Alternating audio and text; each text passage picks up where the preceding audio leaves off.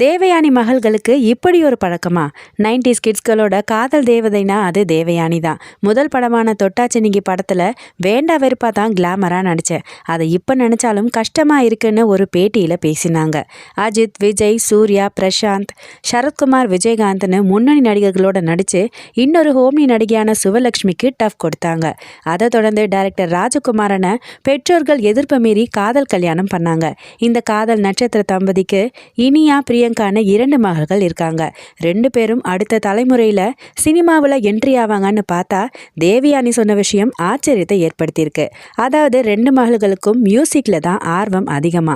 2 பேரும் அழகா பாடுவாங்க, கிட்டார் வாசிப்பாங்க.